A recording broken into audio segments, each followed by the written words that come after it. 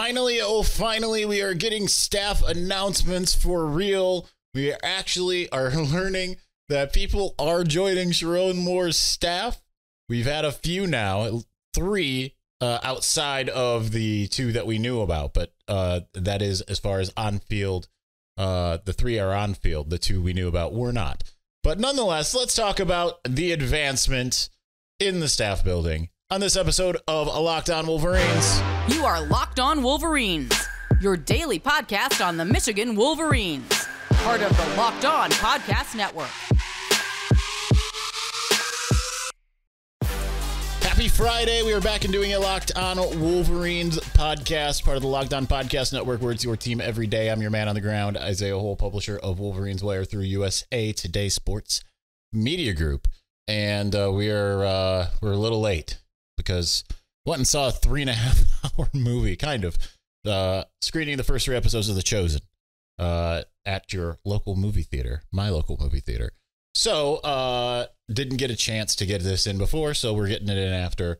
But we have 3 official hires. We've got another reported hire, so now things are starting to at least get fleshed out on the offensive side of the ball, because that's where everything kind of lies at this point. And yes, we did know that Kirk Campbell and Grant Newsome were likely sticking around. There had been reports that Kirk Campbell was being promoted to offensive coordinator. And then you had Grant Newsome, who even before that was reported to be the offensive line coach. Those 2 have been officially announced. And then Michigan also announced J.B. Brown as the new special teams coordinator. So with the Kirk Campbell thing, what's interesting about that is he's staying the quarterback's coach. So that allows them to hire a dedicated special teams coordinator. And I think that's a good deal, right? So you've got now you've now kind of starting to get some things fleshed out. Obviously you need 10. So that's 3 that are official. We expect some of the defensive people. Obviously, we are still fingers crossed on Steve Clinkscale and on Mike Elston. Sorry, just momentary lapse, which would give you 5. Then we don't know yet about Mike Hart, but we do know about Ron Bellamy. But let's just say for the thought exercise, there's 6 and 7. So then you still need to fill out a couple more pieces, right? Linebackers coach, defensive coordinator primarily, and safeties coach. You would still have that capability of having a dedicated safeties coach to fill things out. But now you're at least kind of getting somewhere. I didn't even mention the tight ends coach, who is reported by Josh Henschke, Mason Blue Review, to be Steve Casula, who returns triumphantly, I guess, to Ann Arbor after being an analyst for several years. This isn't going to make anyone super happy, but it is true. He was Josh Gaddis's right-hand man, but he was an analyst. He left to go be the offensive coordinator at UMass. That was not exactly a rousing success, but it's kind of hard to be a rousing success at UMass no matter what. But nonetheless, did with it with what he could. So a couple of the things here, and I do want to get into some of the people that they did hire. So obviously, we do know Kirk Campbell. We've seen what he's been able to do as an offensive coordinator, not just in Ann Arbor, because he was at, and we're going to pull this up real quick here, because we have seen him at Old Dominion. I don't think I'm going to be able to pull up anything from Old Dominion, but during his time, no, because they were FCS. Wait, maybe, can we go back? Can we look at it? I think we might be able to. But yeah, he was at Old Dominion at one point as the offensive coordinator, and he is. We saw him at the outset of 2023 in that first game, and one of the things I really like about Kirk Campbell is this is something that you wouldn't have known. But I was told going into that game, past game's not really looking that great. We're really going to lean on the run game. This was from a staffer at Michigan telling me literally the game plan. Hey, we're going to have to really lean on the run game in this one. But then ECU comes out and says, you're not running on us. And Michigan was like, all right, we're not running on you. So you know what we are going to do is we are going to pass all over you. 280 yards for J.J. McCarthy and just over a half a play. So that kind of tells you what they're capable of. When it comes to, I knew that I wasn't going to be able to look up this stuff from Old Dominion because they weren't, at least not in 2020. In 2021, which he was the offensive coordinator, they had just shy of 5,000 yards on the season, averaged about 250 yards passing and just under 200 yards rushing. So per game, that is. So that's pretty good marks for in the 13 games here. So 100 rushing yards under Kirk Campbell, 145, 358, 67, 206, 88, 208, 119, 162, 282, 165, 100, 122, and 71. Now, not necessarily against really big, great defenses. Even when the rushing didn't really work out, you're looking at Liberty, which was obviously still a really good team, and UTEP, who had a really good year that year. Middle Tennessee State was 100, and Tulsa was 71. But passing-wise, it's kind of looks like Michigan stat lines. 127, 214, 134. I know that doesn't start out very good. 221, 194, 106, 327 against Western Kentucky.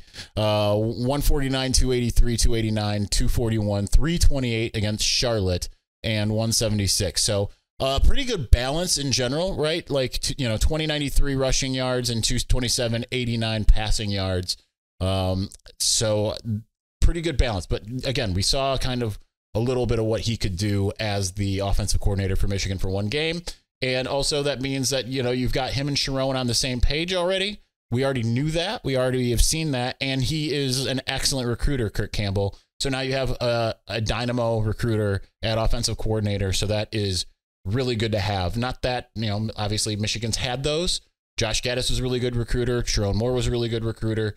So it's, but I feel like people really connect with Kirk Campbell, and he's a sharp mind. So it's great to keep him around. It's great to keep Grant Newsome around. I don't know if I can search this real quick or not, but I was looking at some old, just trying to find some old stuff that Jim Harbaugh said about Grant Newsome, and I came across a quote, and this comes to mind, so it's going to take me a second here to see if I can find it, and I might not be able to, but he was. Jim Harbaugh was saying that, hey, we are grooming Grant Newsome, and I can't find it, but we were grooming Grant Newsome to be the offensive line coach. Like, that is why we have hired him to be a tight ends. Like, start there, and then you were grooming you to be that. And now they have him in that role. So that is him just following the trajectory. And that's obviously really good news that Michigan is elevated him, and he was one that you certainly don't want to lose. And I'm sure that Jim Harbaugh wanted to take him, but I wouldn't be surprised if he was one who Jim Harbaugh is like, you know what, I would like him, but it's probably better that he continues to grow there rather than come to the NFL. Youth is not an excuse anymore, right? This is one of the things I was talking to my best friend about it.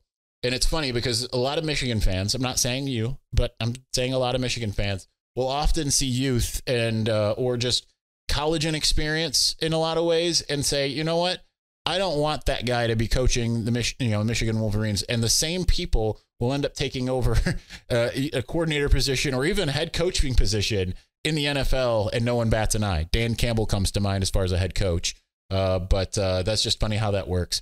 Anyway, let's continue talking about this. Let's get into J.B. Brown a little bit. We'll look at the press release. And we also are going to dig just a tiny bit into some of the things that, Sherrone Moore and Jim Harbaugh are doing, because they're making the media rounds. I'll tell you that. Some of the things they're saying. So we're going to do that here in just one moment. But before we do, happy Super Bowl to all who celebrate from FanDuel. It's America's #1 sports book. If you're like me, Super Bowl Sunday is all about scoring the best seat on the couch, grabbing your favorite football snacks, placing some super bets. And certainly, FanDuel has got you covered with a lot of those. And you can pick just about anything under the sun. That's what makes it super fun. I love their parlay hub because you can get in there and you can have some parlays. Now, am I good at picking the good parlays? I am not, but nonetheless, maybe you are. And that's the great part, is because FanDuel is going to help you out. And I'll get into that in just a moment. FanDuel's got so many ways for you to end the season with a W or 2 or 3. So not only can you bet on who will win Super Bowl 58, but they've also got bets for which players will score a touchdown, how many points will be scored, so much more. But guess what? If you're a new customer, you can join today and get $200 in bonus bets if your first bet of $5 or more wins. So get in on some action before the Super Bowl so you got that extra $200 to play with. Just visit FanDuel.com/lockedon to sign up. That's FanDuel.com/lockedon. Make every moment more with FanDuel, official sportsbook partner of the NFL.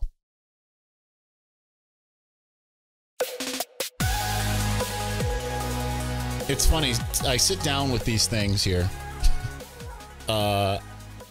And a lot of times it's like, I know what I'm going to talk about. And then sometimes it's like, man, okay, I'm going to do this for a segment. And then I'm going to do this for a segment. I'll do this for a segment. And sometimes it's like, okay, I'm going to sit down and I'm going to talk. And I'm like, this is going to take 7, 8, maybe 9 or 10 minutes for me to talk about. And then it takes me 2. And I'm like, move on to the next thing. Or the opposite, which is I have all these different things. Well, all these different things planned. And I talked for too long in first segment. So that's what happens every now and again.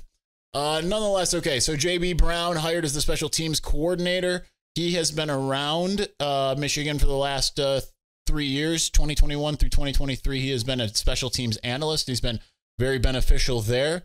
And so he obviously already knows how things run. He's also held that post before, being a special teams coordinator at the FCS level. So this is not new for him. I think one of the interesting things is he was drafted in the 14th round of Major League Baseball by the Mets. So that's kind of fun.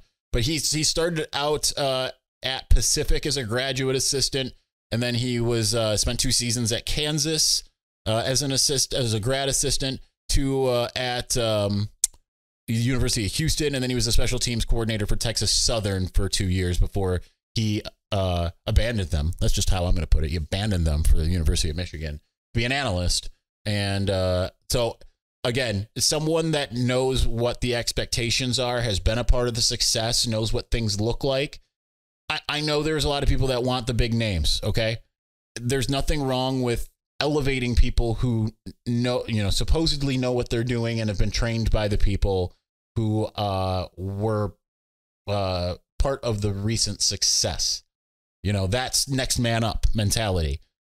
I don't know that it will work or not. I'm not saying that. I'm not saying like come at me in October if everything becomes a debacle. I'm not saying it's going to work. We won't know until it all, rubber meets the road here. But at the same time, this is still a mode for success, right? I think that this is more important that Michigan goes this route rather than bringing in a bunch of outside hires. And that includes Steve Casula, right? Who I'm not going to go through his UMass stuff because it doesn't really matter as much because he's going to be a tight ends coach, which he does have experience with, by the way. But again, Steve Casula wasn't necessarily a part of the more recent success. He left after 2021, but he was at least a part of a team that beat Ohio State. He was a part of a team that made it to the college football playoff, won the Big Ten, all of that kind of stuff. And he's going to be coaching tight ends, which is a place he is familiar with and a position group he has coached before, leaving an offensive coordinator role at a Division I group of 5 school to be just a singular position coach. So I think that's interesting. I know that Michigan, and this is from a colleague of mine, that Michigan was taking a look at Kevin Koger, the former Michigan tight end for that position. I don't know if he's staying in the NFL or not because he's tight ends coach with the Chargers. So maybe he's sticking around there because obviously they're going to need a tight ends coach. Again, that's from a colleague of mine. That's not my own intel. But nonetheless, I think that there's a lot to like about what they've got right now. Now, the important thing is maintaining Elston, because now that if you've got the offense potentially filled out, right? If that holds, you're able to retain Mike Hart. I think there's still a good chance that they do. I know it's been all quiet on the Western Front there. Not my scoop to give, so unfortunately, I can't give it. And I know there's people I know there's people that are going to complain because they say, you say things and then you say you know things and whatever. I don't know anything, but I do know that there's some stuff in the works there, but it's not my scoop to give, so I'm not going to. But we'll see. And anyway, so right now it looks like the offensive staff is potentially set. Defensive still needs some work. You want to retain Klink. You want to retain Elston. You need a defensive coordinator. You need a linebackers coach. You need a safeties coach. So there's a lot on that side of the ball. It's kind of funny. Your offense is locked in. Defense is maybe a work in progress. So they've got to figure that out. And defense is what's got all of the people that you want. And obviously they've got the special teams coordinator locked up. And I like what they're doing so far. Maintains consistency while continuing to have people who know what it takes at Michigan. In particular, people who have had success at Michigan in the good run in particular, right? They're not just going and saying like, hey, you were at Michigan in 2012, come on down. It's a group of people that know what success looks like in Ann Arbor. And whether they've been above board or below the line is one thing, but we'll see kind of how that goes. All right. So with that in mind, let's move on to Jim Harbaugh, who continues to espouse this one team, right? That is one program, even though he's in the NFL. Sherrone Moore's at Michigan. Sherrone Moore's apparently talking to him about every day. They're making the media rounds, and it's kind of weird. But let's talk about that here for just a moment. But first, I know that we come to sports to escape from some of the crazy realities of real life, but can we just talk for a minute about preparing for real life? Because according to the FDA, pharmacies are running out of antibiotics like amoxicillin right in the middle of the worst flu season in a decade. That's very scary. I can't imagine a more helpless feeling than if Sarah and her boys were sick and there's a supply chain issue and there's no way that they could get that life-saving medication that they need, especially as the world worsens. But the good news is they'll be okay because of Jace Medical. I got them the Jace case, and that's a 5-pack of different antibiotics to treat a long list of bacterial illnesses, including UTIs, respiratory infections, sinusitis, skin infections, among others. And this stuff could happen to any of us. And listen, that's not me just saying like, oh, I got them the Jace case. I really got them the Jace case. They really have that.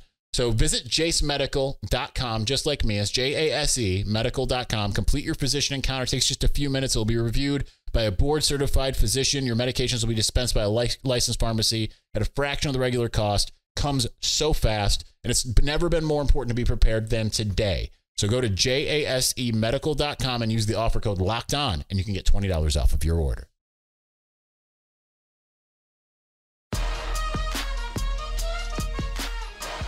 See what I said at the beginning of segment 2? That ended up taking a lot quicker than I anticipated. Plus, I feel really rambly today. I don't know what the deal is. Anyhow, Jim Harbaugh, he appeared on Colin Cowherd and Rich Eisen.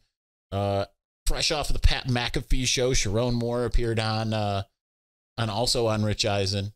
And it's just interesting to kind of hear some of the things that are being said. I didn't watch all of either of them, but I watched all the Sherrone on Rich Eisen. And it was more just like, how did you get into coaching? What influenced you? And, what was it like meeting Jim Harbaugh? Kind of rehashing some of the stuff that we heard about in the introductory press conference about him showing how to do drills and stuff like that. But I think the more interesting stuff came from Jim Harbaugh, who continues to say that he wanted a Lombardi trophy and he couldn't get that in college. So for the people who still continue to see, like, I'm not going to talk about the one character we're talking about, but I'm starting to see people attack regents. Just stop it, right? You're acting like a jilted lover with this. And I understand you are in this case, but like, they've told you that he wanted to go to the NFL. He told you he wanted to go to the NFL.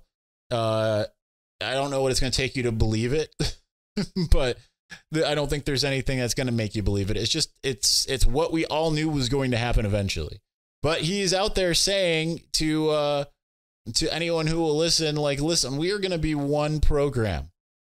He talked a little bit about, like, I am so excited about seeing Alex Orji and Jaden Denegal battle for that starting position. And the day that that JJ McCarthy declared for the draft, the day after, they're in Glick sitting there working out, and he said you could see like a little extra oomph in what they were doing and all of that. And it's actually kind of weird hearing him talk about players. He like listed off a bunch of different players for Michigan, and I know it's like he recruited them, he brought them on campus, he signed them, but now it's like he's not with the team, so it just kind of seems weirdly bizarre, even though he's been the Michigan head coach for 9 years. But nonetheless, he continues to talk about it as it's one program. And he said that I talk to Sherrone more every single day, if not every other day, and that's been the case since I left. So it really does seem at least there's going to be that symbiotic relationship between the Chargers and the Wolverines. And I know a lot of people want to think that the Ravens pipeline will continue. I feel like that's probably not going to be the case. I mean, John Harbaugh loves Michigan too, but it's one thing to give an assistant to your brother, and it's another to give it to some guy that you kind of just know and like or whatever. But regardless, what will be interesting to see is how that works between the Chargers and Michigan, especially if it is a situation where Michigan has a defensive coordinator. That defensive coordinator moves on. And does Jim Harbaugh have a linebackers coach who might end up working out, right? As defensive coordinator, the same way that worked out for Jim with John. It'll be interesting to see how many Wolverines end up being drafted by the Chargers. But I care less about that per se than I do the other side of how can Jim help Sherrone? Because I'm not saying Sherrone absolutely needs it. Like, oh man, he's just going to need all the help he can get. But I do think he does need, as a first-time head coach, a little bit of mentorship. And it does still seem like Jim Harbaugh is going to give him that. Now, he's not going to, Sherrone will be able to call him anytime except for, during a game. But he's not going to be able to call like, all right, it's 3rd and 2. What do I do here? But certainly if it's personnel wise, if it's hiring coaches, all that kind of stuff, he can lean on Jim. And that's one thing where Jim has been really, really good about identifying coaching talent. So it'll be interesting to see how that kind of works and see how much he mentors him in that light. But I also think it's really interesting that Sherrone's appeared, like Rich Eisen isn't necessarily a show that's going to resonate with the youths, but appearing on Pat McAfee yesterday, I think that in and of itself is a very interesting development. I don't remember if I talked about this yesterday or not, but we're in segment 3 here, so we'll talk about it again if I did. But it's I think it's interesting just for the sake of that definitely is a show for the youths. And I don't watch Pat McAfee. I've seen clips. I follow Pat McAfee, but on the socials. But just for the sake of I feel like we don't often see a lot of college coaches on there. Sometimes like Nick Saban was on there, yes. After he retired for sure. I don't know about before. But it just does not seem like that's necessarily the type of guy that they are going to normally bring on. So it is interesting to see Sherrone more making those rounds and Pat McAfee actually kind of sucking up to him a little bit. I think that can help pay dividends in recruiting. And that just kind of goes to show like that's the type of show you do if you're recruiting. Last thing is with Jim Harbaugh. It was funny seeing him on Colin Cowherd because they opened up talking about it was the first time he's gone on since the disastrous summer of 2015 interview where Colin ended up hanging up on him. And so that was just fun. I would highly recommend you check that out if you don't feel enough of a jilted lover to be able to still appreciate Jim Harbaugh and his quirkiness. But anyway, that's it. That's all I got today. We're going to... more so because I'm going on vacation. We're going to try to still famous last words. I always say we're going to do it over the weekend and it never happens. We're going to try to get at least one day in over the weekend. And then it might just go that we go all weekend and get to Wednesday and I don't do the don't load up on extra episodes. I don't know how it's going to go. We're going to figure it out. Anyway, that's it. Thanks for watching. Thanks for listening. We'll talk to you soon. Peace.